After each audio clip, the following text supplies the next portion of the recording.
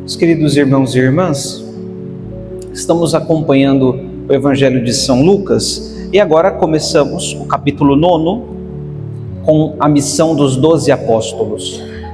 É interessante voltarmos um pouco neste mesmo livro, no Evangelho de São Lucas, para que possamos perceber que São Lucas, na sua narração, ele constrói a autoridade de Jesus através das suas pregações. Vários e vários são os trechos, antes deste que nós ouvimos agora, onde nós vemos a admiração da multidão com as palavras de Jesus, por exemplo. E todos ficavam admirados com as palavras de autoridade que saíam de sua boca. Ou, como por exemplo, as reações depois da sinagoga de Nazaré, por exemplo. O Espírito do Senhor está sobre mim, enviou-me para anunciar a boa nova aos pobres, etc, etc. E aí Jesus diz, esta palavra se cumpriu hoje. E todos ficaram escandalizados, porque dizia com poder e com autoridade aquelas palavras. Dizia de modo diferente de qualquer outro que já havia pronunciado. Ou as curas que Jesus faz. Então Jesus diz ao paralítico, levanta, toma a tua cama e anda. E todos ficavam admirados. Quando Jesus perdoa os pecados, com que autoridade ele perdoa os pecados? É a pergunta dos fariseus. Com que poder ele pode perdoar os pecados? Quando ele realiza exorcismos, expulsa os demônios. Mas quem é este? Que até os demônios obedecem.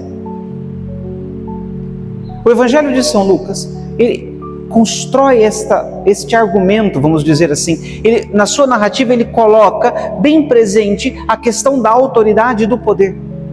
Para que quando chegássemos neste ponto, pudéssemos entender de onde é que vem o poder e a autoridade dos discípulos. Não é deles, é de Cristo. Ele começa, quando ele começa dizendo assim, Jesus convocou os 12, deu-lhes poder e autoridade, é para ficar claro que é Jesus quem deu. E Jesus tem este poder e esta autoridade. E os outros capítulos do Evangelho nos provam isso. São quantas e quantas cenas, quantos e quantos acontecimentos que nós vemos com clareza o poder e a autoridade do Cristo. E Jesus pode dar. E Jesus deu aos 12. Por isso os envia para fazer estas coisas todas que nós ouvimos. Autoridade sobre os demônios, poder para curar as doenças, proclamar o reino de Deus e curar os enfermos. Receberam de Cristo.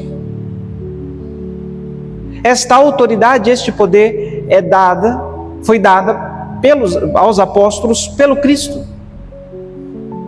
Foi Jesus quem deu isso a eles. E isso depois se transborda e se derrama sobre a igreja, sobre os ministros da igreja. Quando Jesus diz a eles, fazei isto em memória de mim, dá a eles um poder.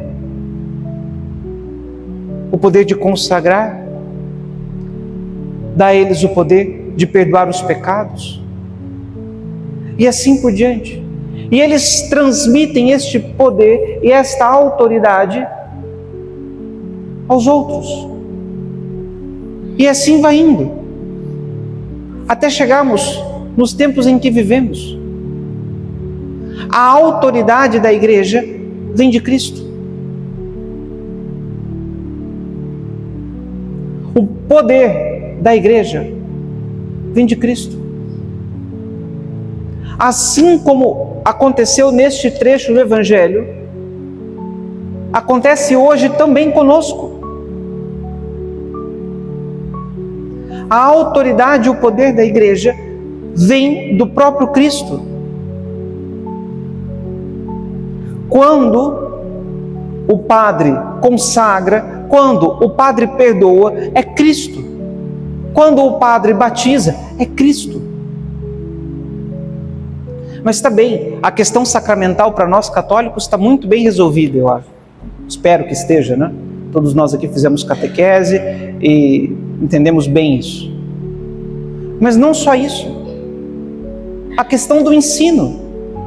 Para proclamar o reino de Deus. Anunciar a boa nova. É na autoridade e no poder de Cristo que a igreja ensina, que a igreja esclarece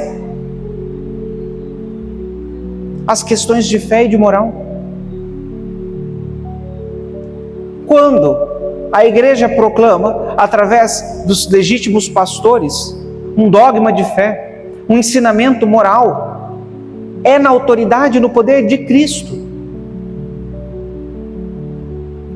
Imagino que muitos acompanharam a canonização do Carlo Acutis e do Pier Giorgio Frassati. O que é que disse o Papa? Depois de oração, de muita reflexão, de consultar os nossos veneráveis irmãos no episcopado, etc, etc, etc, proclamamos, definimos, ensinamos, na autoridade dos bem-aventurados apóstolos São Pedro e São Paulo, e na nossa, que fulano e ciclano são considerados santos. De onde vem essa autoridade? De Cristo, do Senhor. A proclamação de um dogma. Proclamamos, definimos e ensinamos que tal coisa deve ser crida por todos os fiéis em toda parte. De onde é que vem o poder para dizer uma coisa dessas? De Cristo. Isso não é feito a gosto dos homens. Essas coisas não são propostas porque nós amanhecemos pensando que seria bom que fosse assim. Até porque não temos condições de fazer isso. É só o Senhor quem pode fazer isso. E Jesus é claro com os seus discípulos, com os 12, como é claro também com a igreja. Todos aqueles que não vos acolherem, ao sairdes daquela cidade, sacudi a poeira dos vossos pés como protesto contra eles. Não querem reconhecer a autoridade da igreja, não querem reconhecer a autoridade dos apóstolos, como sendo a autoridade e o poder do Cristo. Tudo bem. A poeira dos pés será sacudida como protesto contra vós.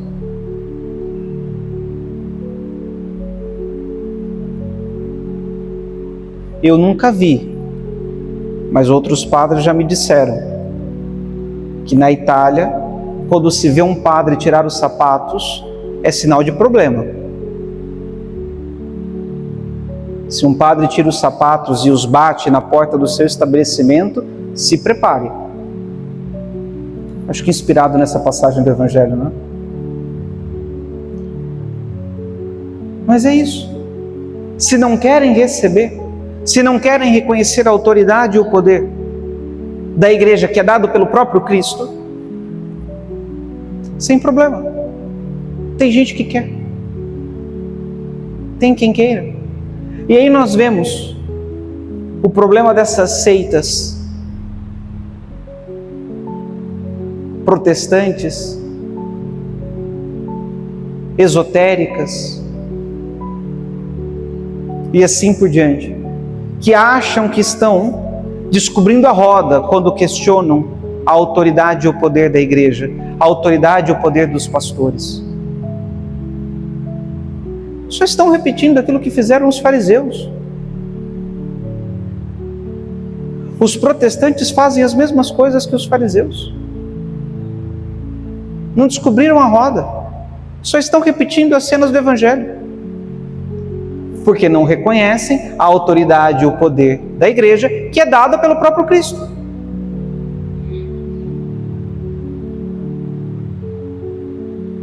Estas seitas esotéricas, a mesma coisa. Mas nós não podemos ser assim. Não podemos. É Deus que nos propõe as coisas através da igreja. É Deus que nos ensina através da igreja. É Deus que nos ensina através dos ensinamentos dados pelos legítimos pastores. Isso tudo é feito em nome de Deus, porque assim Ele quis. Precisamos ser dóceis aos ensinamentos da igreja, ser dóceis aos ensinamentos dos pastores, ser obedientes. Se não entendemos, vamos buscar entender. Mas não é porque não entendemos que está tudo errado. Deixa eu dizer uma coisa. A probabilidade de você estar errado e não a igreja é de 100%. De 150%. Porque no dia que você estiver certo e a igreja estiver errado, fecha as portas e acaba com tudo. Então é mais fácil procurar entender, compreender, aceitar e assim por diante. Se você tem dúvidas, saiba, procure compreender, porque a possibilidade da igreja estar errada, estar ensinando algo errado, é nula. Não existe esta possibilidade, porque ensina através do poder e da autoridade de Cristo. Ponto. Se isso estivesse claro para os católicos, resolveríamos, acho que 90% a 100% dos problemas desses que passam de outra para outra religião. Estaríamos com esse problema resolvido. Mas isso não é claro para os católicos. Não é claro, pelo menos para a maioria não é claro. Então precisamos ter convicção disso. O Evangelho de hoje nos mostra que a autoridade do Cristo é o que sustenta a autoridade da igreja, a autoridade dos pastores. Sejamos dóceis aos seus ensinamentos e não tenhamos medo, porque não estaremos fazendo algo errado. Louvado seja nosso Senhor Jesus Cristo.